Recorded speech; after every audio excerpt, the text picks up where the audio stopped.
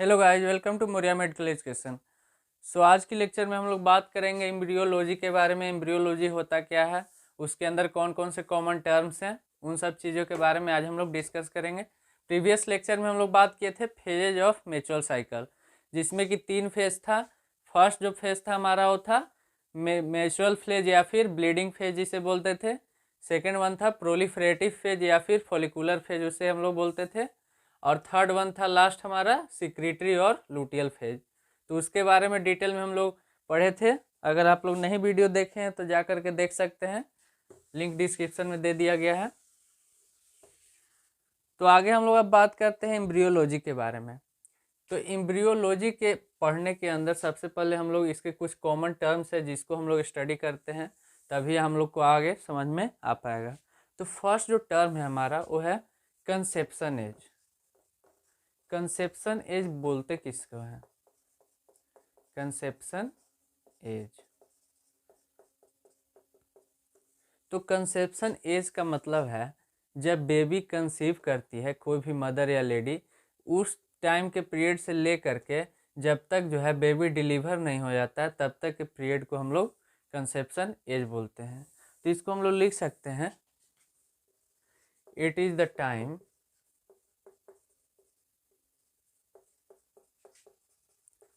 elapsed between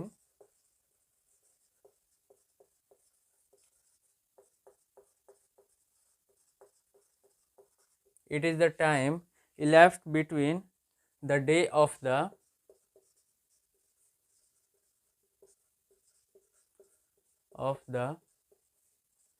conception to delivery of the baby। कोई भी आपसे पूछता है या कहीं भी आ गया कि कंसेप्शन एज बोलते किसको हैं, तो सिंपल सा मतलब है इसका कि कंसेप्शन एज उसको बोलेंगे जब कोई भी जो है लेडी है, अगर प्रेगनेंसी जब कंसीव करती है, जब बेबी को कंसीव करती है, तो उस टाइम से लेकर के डिलीवरी तक का जो पीरियड होता है उसे हम लोग कंसेप्शन एज बोलते हैं। अब हम लोग नेक्स्ट जो है आगे बात करते हैं। सेकेंड जो टर्म है हमारा वो है pre embryonic period. Pre embryonic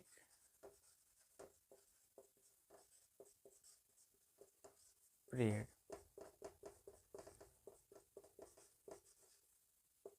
तो प्री एम्ब्रियोनिक किसे बोलते हैं? इसे हम लोग एक और नेम से जानते हैं जिसे हम लोग बोलते हैं जर्मिनल फेज। आप लोग याद रखिएगा, जर्मिनल फेज के नेम से भी इसे जानते हैं, प्री एम्ब्रियोनिक फेज को। तो ये जो फेज है, ये जो है एक फर्स्ट फेज है एंड सबसे शॉर्टेस्ट फेज है। तो ये चीज़ आप लोग को पता होना चाहिए। फर्स्ट फेज है प्लस में सबसे शॉर्टेस्ट फेज है।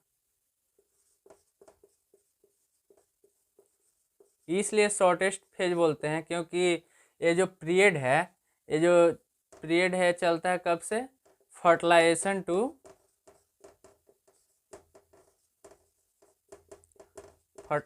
To second week of embryonic life.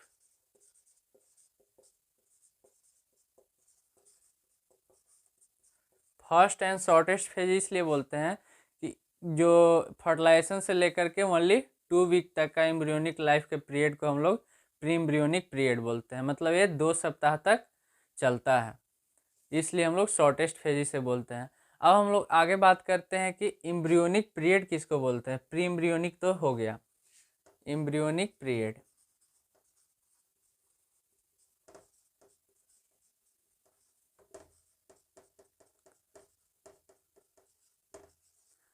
तो एम्ब्रियोनिक पीरियड की बात करें तो ये जो पीरियड है second week of embryonic life से लेकर के, अगर एम्ब्रियोनिक पीरियड की बात करते हैं तो ये जब से मतलब कंसेप्शन मतलब बेबी कंसीव किया है तब से 10th वीक तक के पीरियड को हम लोग एम्ब्रियोनिक पीरियड बोलते हैं। It is the time elapsed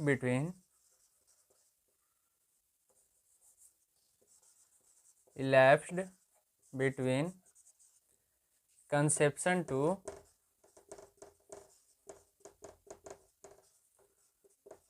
10th week of embryonic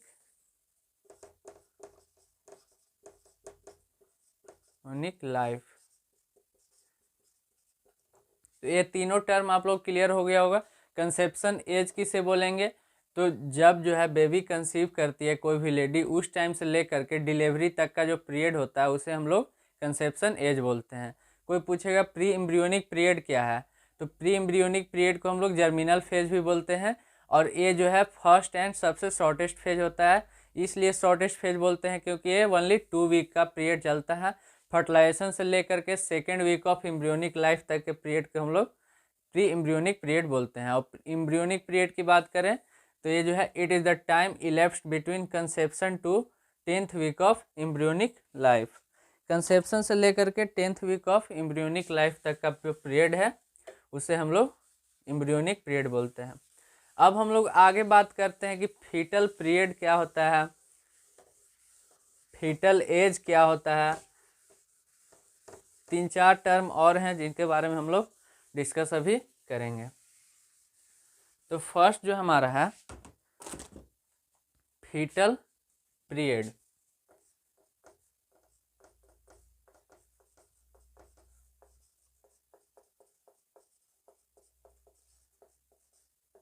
कोई भी पूछ सकता है कि फीटल पीरियड होता क्या है। तो fetal period it is the time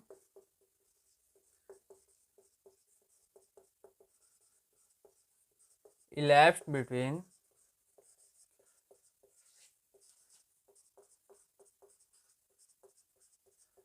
it is the time elapsed between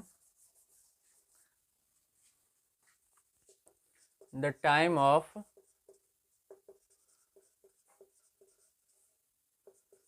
tenth week of embryonic life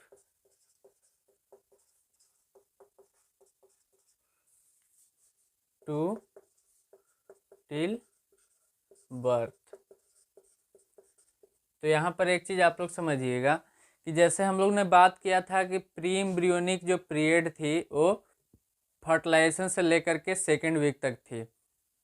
उसके बाद एम्ब्रियोनिक पीरियड स्टार्ट हुई तो वो जो है कंसेप्शन से लेकर के 10th वीक तक की पीरियड थी, उसे हम लोग एम्ब्रियोनिक पीरियड बोले। और उसके बाद हमारा नेक्स्ट आता है फीटल पीरियड। तो यहाँ पर आप लोग याद रखिएगा प्री एम्ब्रियोनिक पीरियड फर्स्ट,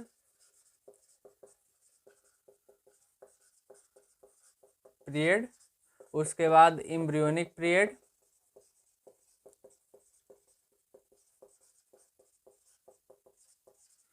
ऐसे आप लोग को याद रखने में आसानी होगा फीटल पीरियड। तो ये जो था ये था फर्टिलाइजेशन जिनसे लेकर के सेकेंड वीक तक का, गेस्टेशनल एज तक का।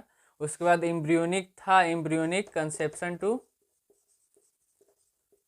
10th वीक, और 10th वीक से लेकर के अंटिल बर्थ तक, अंटिल बर्थ, इसे हम लोग फीटल पीरियड बोलते हैं। तो ये आप लोग याद रखिएगा it is the time elapsed between the time of 10th week of embryonic life to till birth. 10th week of embryonic life से लेकर के अंटिल बर्थ की जो पीरियड होगी उसे हम लोग फीटल पीरियड बोलते हैं।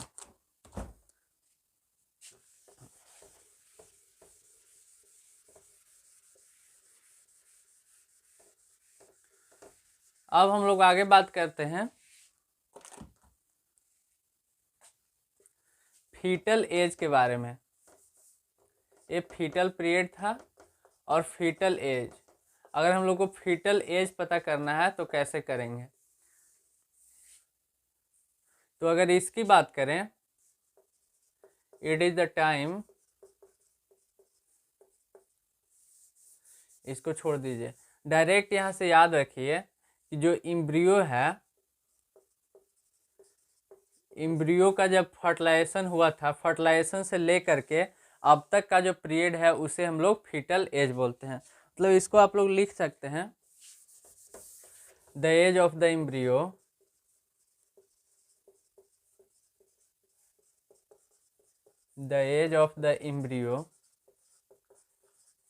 Counting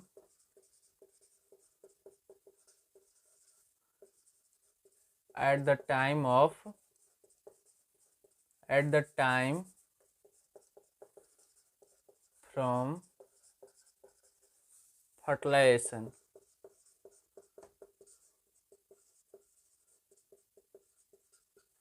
The age of the embryo counting at the time from fertilization. Fertilisation से जो हम लोग काउंट करते हैं एम्ब्रियो की एज को, हम लोग उसी को बोलते हैं fetal as.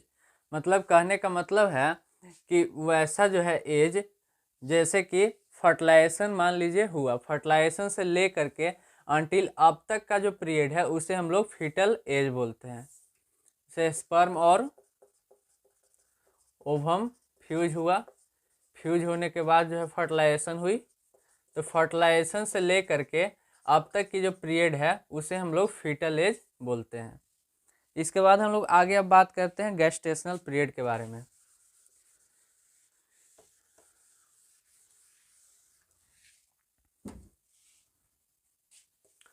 Gestational period,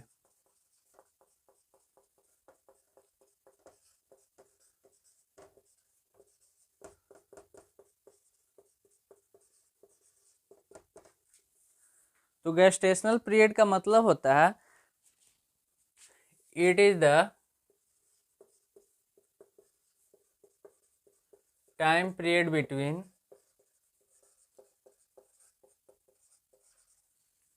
between conception to birth। Conception से लेकर के बर्थ तक का जो पीरियड होता है उसे हम लोग गेस्टेशनल पीरियड बोलते हैं। इसके बाद हम लोग बात करते हैं कि आगे की, अब बात करते हैं, टर्म हो गया हम लोग का। अब नेक्स्ट एक और टर्म है एंटीनेटल विजिट या प्रीनेटल किसको बोलते हैं। तो ये सारे टर्म थे जो कि आज हम आप लोग को बताएं, तो देख लीजिए एक बार और हम लोग बता देते हैं। जैसे गेस्टेशनल पीरियड किसे बोलेंगे, तो गेस्टेशनल पीरियड कंसेप्शन से लेकर के बर्थ तक का जो टाइम ड्यूरेशन है उसे हम लोग गेस्टेशनल पीरियड बोलते हैं। फीटल एज किसको बोलेंगे, तो जब जो है स्पर्म और ओवम जब फ्यूज हुआ है तो उस टाइम जो फर्टिलाइजेशन हुआ, फर्टिलाइजेशन से लेकर के अब तक की जो पीरियड होगी उसे हम लोग बोलते हैं फीटल एज। उस टाइम से काउंटिंग किया जाता है। और इसके अंदर हम लोग बात किए एम्ब्रियोनिक, प्री एम्ब्रियोनिक और एक था हमारा फीटल पीरियड। तो ये सब टर्म। अब हम लोग बात करते हैं कि एम्ब्रियोलॉजी बोलते किसे हैं। एम्ब्रियोलॉजी की डेफिनेशन की बात करते हैं हम लोग। सबसे पहले definition, it is the branch of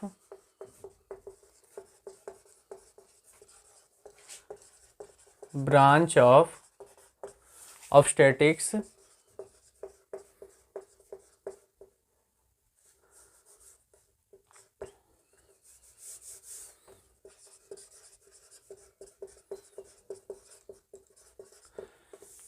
it is the branch of obstetrics in which we deals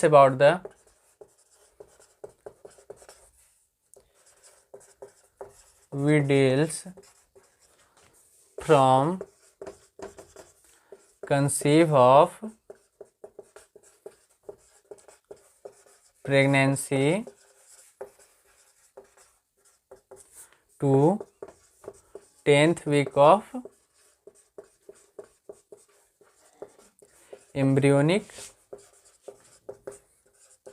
life. तो एम्ब्रियोलॉजी के अंदर किसकी स्टडी करते हैं हम लोग, एम्ब्रियो की स्टडी करते हैं। लॉजी का मतलब स्टडी, एम्ब्रियो का मतलब एम्ब्रियो। तो it is the branch of obstetrics, obstetrics की ऐसी ब्रांच है जिसके अंदर हम लोग डील करते हैं जो भी लेडी जो है प्रेगनेंसी कंसीव की है उस टाइम से लेकर के जो 10th week of embryonic life तक का जो पीरियड है उसको हम लोग बोलते हैं एम्ब्रियोलॉजी। अब इसके अंदर हम लोग डिस्कस करते हैं कि फर्स्ट डे से जो है क्या क्या चेंजिंग आता है, किस तरीके से जो है बेबी का फॉर्मेशन होता है, किस तरीके से फर्स्ट डे से लेकर के 10th वीक तक कैसे कैसे बच्चा का जो है फॉर्मेशन होता है, कैसे कैसे डेवलपमेंट होता है, किस तरीके से बड़ा होता है, हम लोग उस चीज़ के बारे में बात करेंगे। First day of development, first day of development. तो फर्स्ट डे जो है जाइगोट का फॉर्मेशन होता है, जाइगोट फॉर्मेशन। जाइगोट फॉर्मेशन जो है अगेन इसका डिवीजन होता है, फर्स्ट डिवीजन, सेकेंड डिवीजन, फिर जो है इसके बाद ब्लास्टोमेयर का फॉर्मेशन होता है। इस कंडीशन में ब्लास्टोमेयर फॉर्मेशन। एक चीज़ आप लोग याद रखिएगा, जो जाइगोट फॉर्मेशन होगा उसका लगभग 12th आवर बाद, आफ्टर 12 आवर ब्लास्टोमेयर का फॉर्मेशन होता है, आफ्टर 12 आवर। और एक चीज़ आप लोगों को पता होना चाहिए, जो जाइगोट है, जाइगोट जो है डिप्लॉयड होती है, इसके अंदर जो है 46 क्रोमोजोम प्रेजेंट होते हैं, 46 क्रोमोजोम प्रेजेंट, डिप्लॉयड सेल। यहाँ तक क्लियर होना चाहिए। इसके बाद हम लोग अब आगे बात करते हैं। और जाइगोट जो है इसे हम लोग एक चीज़ और बोलते हैं, first cell of the human body. कहीं भी क्वेश्चन आता है कि first cell of the human body, that is called zygote. अब हम लोग इसके आगे एक चीज़ और बताना चाहेंगे, एक चीज़ और बात आप लोग को, कि जैसे फर्टिलाइजेशन जो होता है, तो आप लोगों को पता होगा फर्टिलाइजेशन जो है एम्पुला रीजन में होती है। Fertilisation takes place in ampulla. तो एम्पुला के अंदर जो है 2 सेल प्रेजेंट होते हैं, एक polar cell, polar body, and peg cell. तो ये पेग सेल और पोलर बॉडी का काम क्या होता है, इनका function to provide nutrition to the zygote and blastomere cell.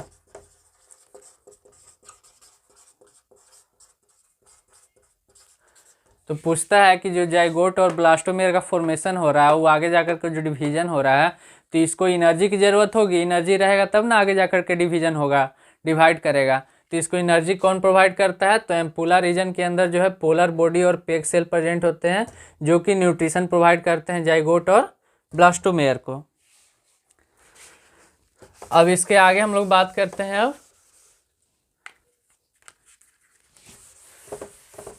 Fourth day of development का।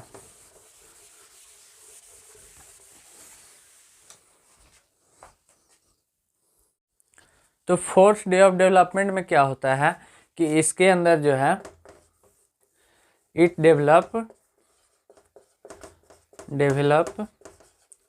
Morula cell. तो फोर्थ डे ऑफ डेवलपमेंट के अंदर क्या होता है, मोरूला सेल का डेवलपमेंट होता है। और मोरूला सेल जो होता है, it is a group of 16 cell.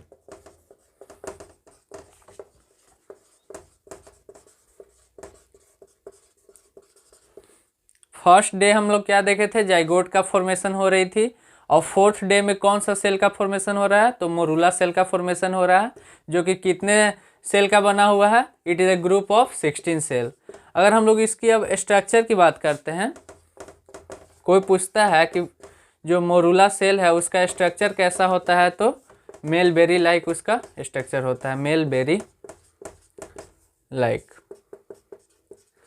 और हम लोग अगर आगे अब बात करें, तो मोरूला सेल में क्या होता है कि इस कंडीशन में 16 सेल जो है मल्टीप्लिकेट होकर के 64 सेल बन जाते हैं। तो किस तरीके से बनते हैं हम लोग उसका बात करते हैं। मान लीजिए ये पेल्विक कैविटी है, फिगर थोड़ा बड़ा बनाते हैं ताकि आप लोगों को क्लियर होगा। यहाँ तक आप लोग समझ गए होंगे। जैसे मान लीजिए ये पेल्विक कैविटी है,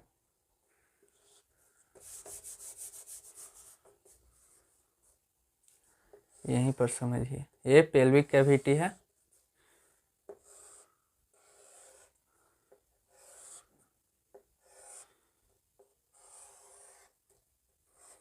ठीक, तो यहाँ पर जो है फिम्ब्रियाई है दोनों साइड में, फिम्ब्रियाई हो गया। इसे हम लोग बोलते हैं यूटेराइन कैविटी, यूटेराइन कैविटी। और ये जो पार्ट है ये है फैलोपियन ट्यूब, फैलोपियन ट्यूब। और ये जो पार्ट है इसे आप लोग तो जानते हो, ये जो है एम्पुला रीजन है। ठीक, एम्पुला रीजन। तो एम्पुला रीजन में सबसे पहले यहाँ पर 16 सेल प्रेजेंट रहेगी। तो 16 सेल जो है किस तरीके से 64 सेल में डिवाइड होगा उसका हम लोग बात करते हैं। तो यहाँ पर जो है छोटे छोटे जो है यहाँ पर सीलिया प्रेजेंट होते हैं। ठीक, दोनों साइड में सीलिया प्रेजेंट होते हैं। तो सीलिया का काम क्या होता है? It help to multiplicate the cell. Cilia जो है हेल्प करता है सेल को मल्टीप्लिकेट होने में, और यही जो है सीलिया 16 को 64 सेल में डेवलप करवाता है। तो जो ये सीलिया है ये धीरे धीरे जो है सेल को मल्टीप्लिकेट करवाएगा। तो 16 सेल जो है धीरे धीरे और ज़्यादा टूटते जाएगा, टूटते जाएगा, टूटते जाएगा, और ये यूटेराइन कैविटी के अंदर आ जाएगा। और यहाँ आते आते जो है ये 64 सेल में डेवलप कर जाएगा। इसी तरीके से जो है यहाँ पर मोरूला स्टेज में 16 सेल से 64 सेल बनते हैं। यहाँ तक आप लोग का क्लियर हो गया होगा। अब हम लोग आगे बात करते हैं। और एक कहानी जो है कहाँ शुरू हुई? एम्पुला रीजन से। एम्पुला रीजन में 16 सेल प्रेजेंट है। 16 सेल यहाँ से सीलिया के थ्रू मल्टीप्लिकेट होते हुए यूटेराइन कैविटी के अंदर आ गया, और यहाँ पहुँचते पहुँचते 64 सेल में डेवलप हो जाता है। अब हम लोग बात करते हैं कि जो सेकेंड और थर्ड डे के अंदर क्या हो रहा था। तो सेकेंड और थर्ड डे के अंदर कुछ नहीं होता है। नॉर्मली जो है बता देते हैं आप लोग को, second and third day of development. Second और थर्ड डे के अंदर बस सेल जो है डिवाइड होता है और कुछ नहीं होता है। तो इस कंडीशन में क्या होता है कि जो है सेकेंड डे 4 सेल प्रेजेंट रहते हैं, एंड थर्ड डे वही सेल जो है डबल हो जाता है। सेल जो है रेप्लिकेट होते हैं, बस सेल रेप्लिकेट होने का काम होता है। बाकी न्यू सेल का फॉर्मेशन जो है 4th डे होता है। 4th डे जो है ये 16 सेल में कन्वर्ट हो जाता है। मतलब एवरी डे जो है ये डबल सेल में कन्वर्ट होते जाता है, मतलब दोगुना होते जाता है, डबल होते जाता है। अब हम लोग बात करते हैं, ये 4th डे का कहानी हो गया। अब हम लोग 5th डे की बात करते हैं। 5th डे क्या होता है? ये जो है डबल जो है सेल डेवलपमेंट जो है डबल होते जाता है। सेकेंड डे 4 सेल डेवलप हुआ, and third day 8 cell develop हुआ, और 4th डे 16 सेल डेवलप हुआ, और 4th डे जो है 16 सेल से 64 सेल में डेवलप हो गया। बाकी फर्स्ट डे जो है जाइगोट का फॉर्मेशन हुआ था। 4th डे जो है मोरूला का फॉर्मेशन हुआ। और देखते हैं हम लोग अब 5th डे का कहानी। 5th डे क्या क्या होता है? 5th day of development.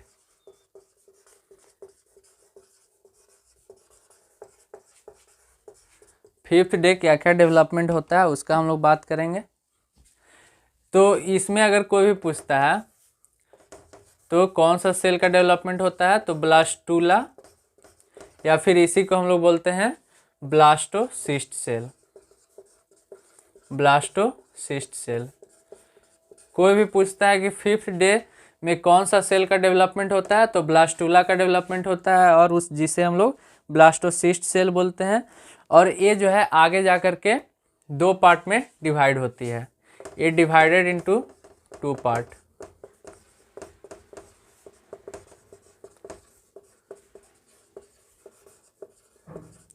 First जो इसमें आएगा वो आएगा टोफोब्लास्ट, एंड सेकेंड वन आएगा एम्ब्रियोब्लास्ट।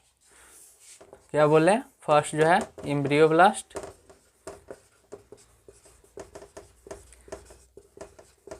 एंड लास्ट वन जो है टोफोब्लास्ट। अब हम लोग बात करते हैं एम्ब्रियोब्लास्ट का काम क्या होता है और टोफोब्लास्ट का काम क्या होता है। 5th डे ऑफ डेवलपमेंट के अंदर ब्लास्टूला ब्लास्टोसिस्ट सेल का फॉर्मेशन हुआ, और ये जो है 2 पार्ट में डिवाइड हुआ, एम्ब्रियोब्लास्ट एंड टोफोब्लास्ट। तो टोफोब्लास्ट जो है मल्टी न्यूक्लिएटेड लेयर होती है। टोफोब्लास्ट जो है ये मल्टी न्यूक्लिएटेड लेयर होती है, multi nucleated layer.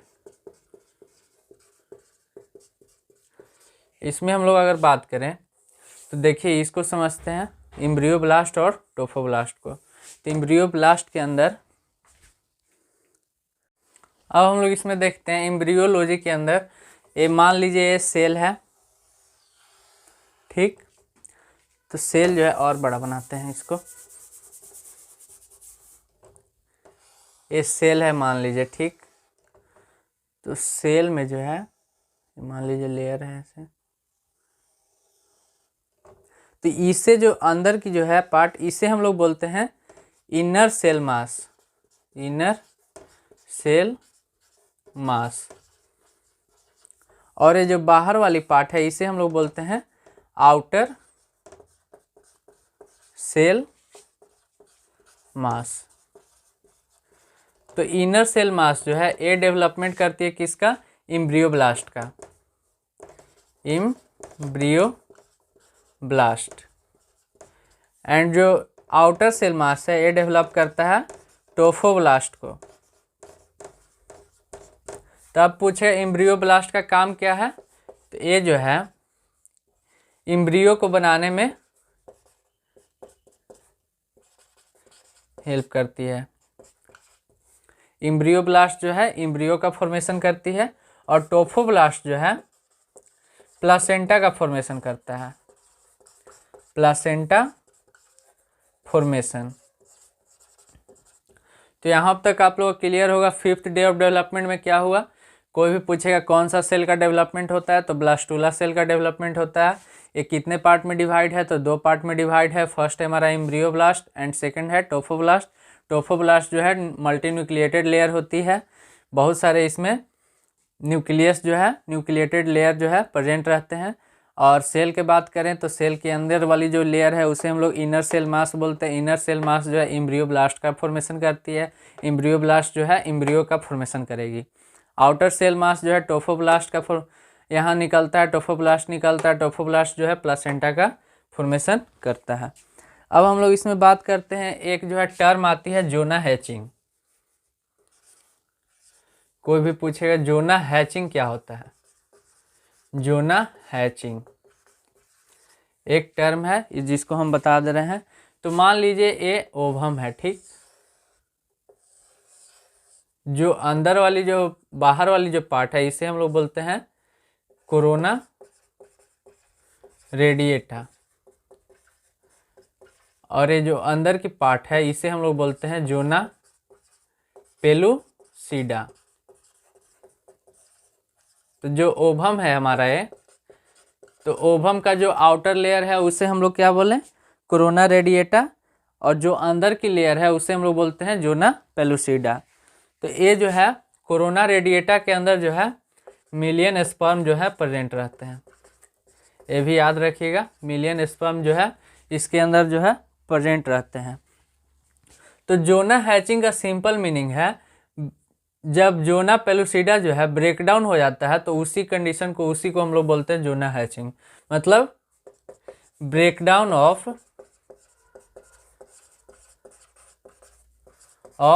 Zona pellucida. Breakdown of the zona pellucida that is known as zona hatching. तो यहाँ तक आप लोग क्लियर हो गया होगा। अब इसके आगे हम लोग नेक्स्ट क्लास में पढ़ेंगे। So thanks for listening to me and joining to me. Have a good day. Subscribe and share the channel.